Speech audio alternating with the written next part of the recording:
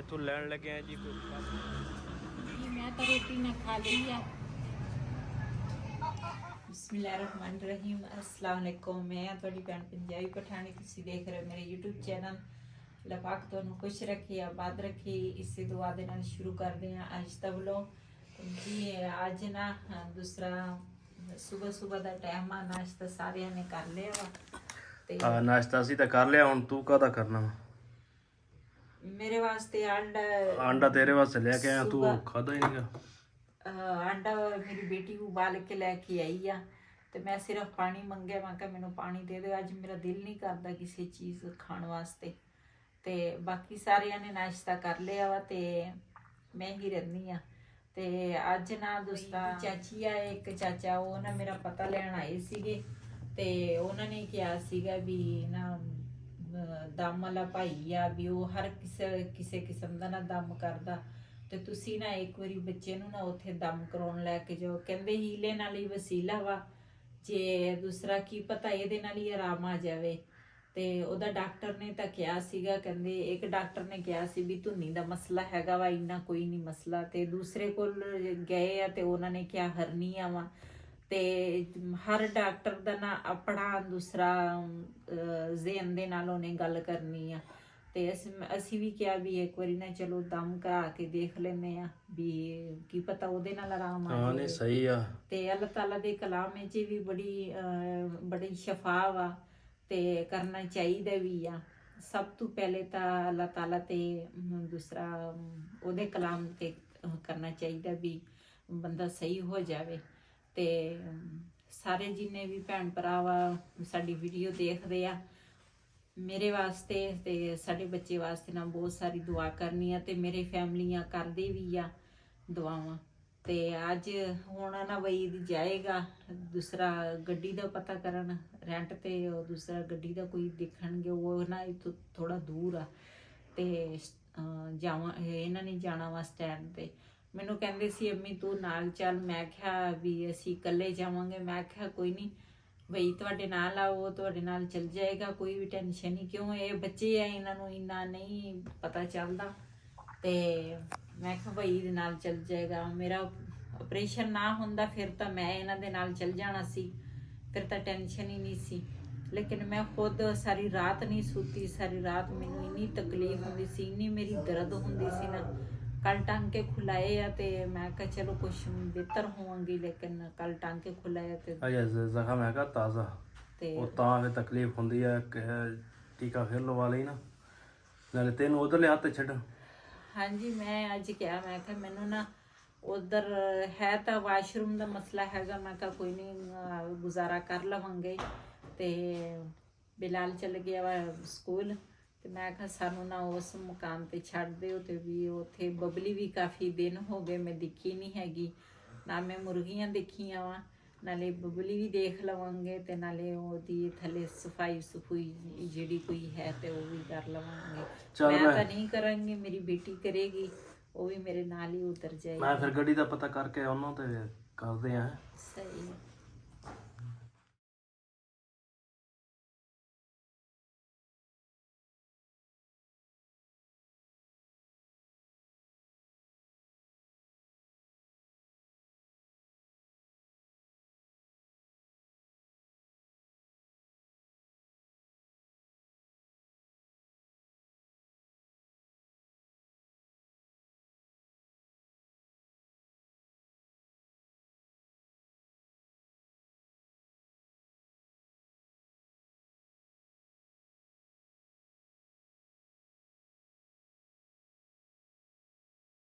जी अस्सलाम वालेकुम। दूसरा कारां दे स्टैंड ते आ गए हैं, ते हुण इत्थे पुछांगे गड्डियां दा कोई एक जेदा किराया कोई घट होवे ते इस भाई ने मिलते हैं। अस्सलाम वालेकुम, क्या हाल है जी?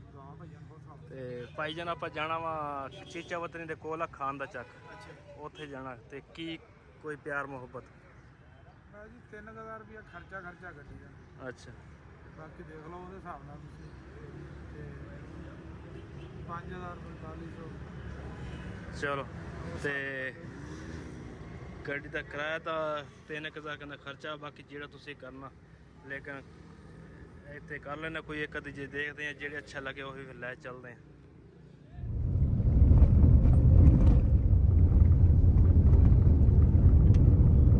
ਅਸੀਂ ਹੁਣ ਜਾ ਰਹੇ ਹਾਂ ਜੀ ਚੀਚਾ ਵਤਨੀ ਤੇ ਬੱਚੇ ਨੂੰ ਦਮ ਕਰਾ ਕੇ ਆਵਾਂਗੇ। ਉੱਥੇ ਦੇ ਜਿਹੜੇ ਸੀਨ ਹੋਏ ਆਪਣੇ ਭੈਣਾਂ ਭਰਾਵਾਂ ਨਾਲ ਸ਼ੇਅਰ ਕਰਾਂਗੇ।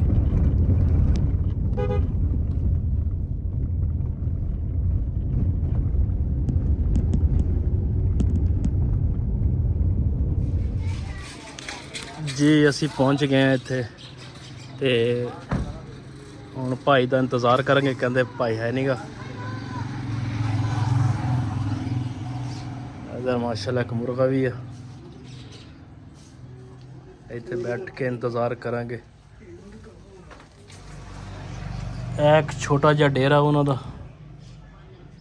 ਇੱਥੇ ਬੈਠੇ ਆ, ਚਾਰ ਪਾਈਆਂ ਪਈਆਂ ਵਾ ਤੇ ਜਿਸ ਤਰ੍ਹਾਂ ਵੀ ਆਉਂਦੇ ਆ ਫਿਰ ਦਮ ਕਰਾਵਾਂਗੇ।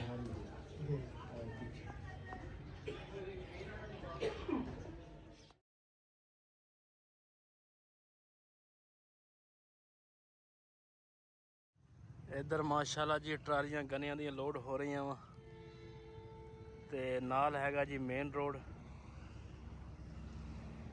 ਇਹ ਸਾਰਾ ਹੈਗਾ ਇਲਾਕਾ ਜੀ ਰਾਵੀ ਦਾ। ਇਹ ਨਾਲ ਮੇਨ ਰੋਡ ਆ।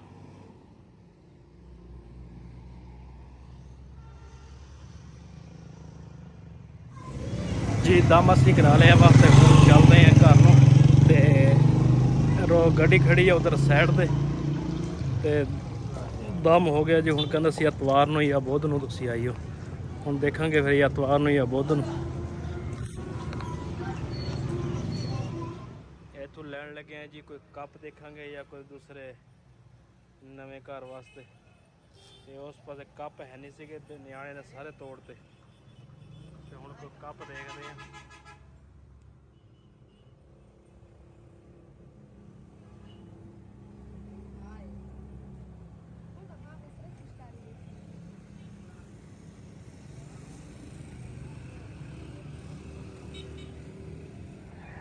ਇੱਧਰ ਮਾਸ਼ਾਅੱਲਾ ਜੀ ਇਹਨਾਂ ਨੇ ਬੀਜੀਆਂ ਮਿਰਚਾਂ ਤੇ ਮਿਰਚਾਂ ਮਾਸ਼ਾਅੱਲਾ ਬਹੁਤ ਜ਼ਿਆਦਾ ਵਾ ਤੇ ਨਾਲ ਪਿਆਜ਼ ਬੀਜਿਆ ਤੇ ਮਿਰਚਾਂ ਕੁਛ ਲੱਗੀਆਂ ਵੀ ਹੋਈਆਂ ਵਾ। ਇਹ ਦੇਖੋ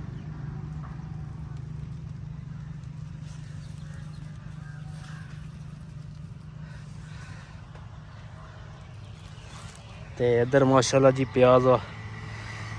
ਖਾਲ ਤੋੜ ਜੀ ਪਿਆਜ਼ ਲੱਗਾ ਹੋਇਆ ਨਾਲ ਤੇ ਛਾਪਰ ਇਹਨਾਂ ਨੇ ਲਾਏ ਹੋਏ ਆ।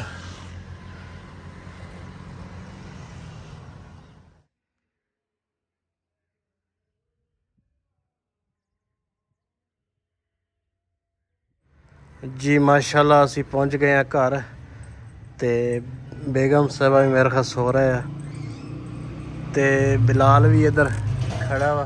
अस्सलाम वालेकुम। वालेकुम सलाम। ਤੇ ਆਪੀ किधर गई? आपी अंदर सालन पका दिया। ਤੇ ਅੱਜ ਡੋਗੀ ਦੇਖੋ ਇੱਥੇ ਖੇਲ ਰਹੀ ਆ। सोमी ਸੋਮੀ ਉਹ ਸੋਮੀ मैं ना डाल दिया। ਅੱਛਾ हाँ देखो इधर देखिए। सोमी खेल रही है तेरे नाल। कभी कभी ला लेती है। हाँ फिर आलू मटर पका रही है। यहीं पे खाना है उधर मम्मा को पता है। अच्छा अल्हम्दुलिल्लाह से भी हमारा सालन जो है लगभग तैयार होने को है और इसकी मैं पूरी वीडियो नहीं बना सकी क्योंकि मुझे बाकी भी काफ़ी काम था तो टाइम ही नहीं मिला, सॉरी। तो कपड़े धो रही थी और सेम वगैरह धोना था तो मम्मा ने जो है मटर निकाल के दे दिए थे। मम्मा ने कहा चलो मैं बैठी बिठाई यही काम कर लेती हूँ और तुम अकेली हो, चलो थोड़ी बहुत हेल्प हो जाएगी।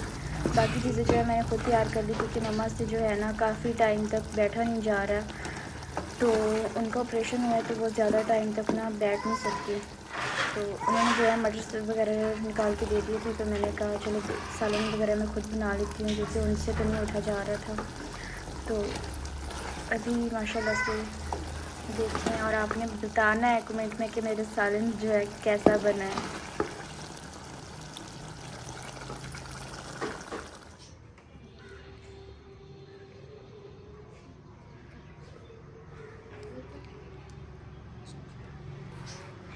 अब मैं अपने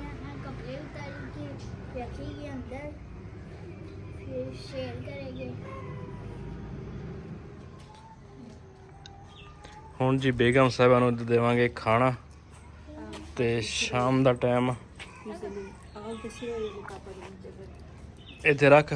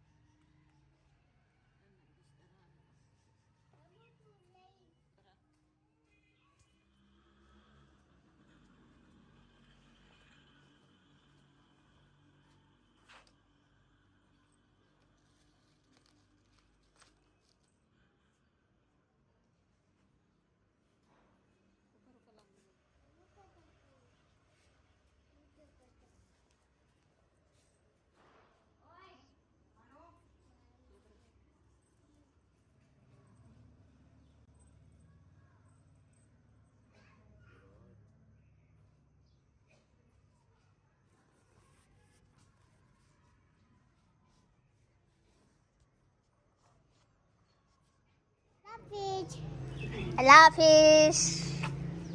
रोटी पका रही है, सामने पका दिया, अब रोटी पकाएगी। मैं तो रोटी ना खा ली आ ते सुबह की रोटी नहीं सी खाधी, सिर्फ ना दोपहर के टाइम ना दुध पत्ती का एक प्याली बना के दी सी मेरी बेटी ने, ते दूसरा ਉਹਦੇ ਨਾਲ ਨਾ ਗੋਲੀਆਂ ਖਾਧੀਆਂ ਸੀ ਤੇ ਹੁਣ ਨਾ ਮੈਨੂੰ ਭੁੱਖ ਲੱਗੀ ਸੀਗੀ ਤੇ ਮੈਂ ਆਖਿਆ ਚੱਲ ਮੈਂ ਪਹਿਲੇ ਰੋਟੀ ਖਾ ਲਵਾਂ। रोटी में खा ली है तो ये ना मुर्गियां वास्ते मैं कहा चल मैं छोटी छोटी कर लेनी हाँ इत्थे मैं बैठी हाँ चल ये भी रज लैनियां मुर्गियां ते इधर बदल भी आ गया साढ़े तो इस वेड़े का पानी भी नहीं निकलता, पता नहीं की बनना वा। ਬੱਦਲ ਵੀ ਮਾਸ਼ਾ ਜੀ ਆ ਰਹੇ ਆ, ਅੱਲਾ ਕਰੇ ਕਿਤੇ ਬਾਰਿਸ਼ ਪੈ ਜਾਵੇ ਤੇ ਨਾਲੇ ਘੂਗੀਆਂ ਬੈਠੀਆਂ ਵਾ।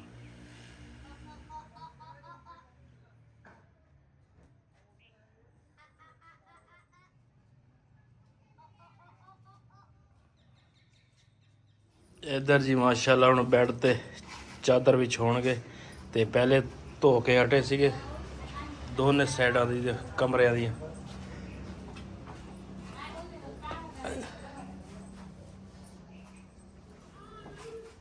ਉਧਰੋਂ ਫੜ ਤੇ ਤਾਂ ਚਲ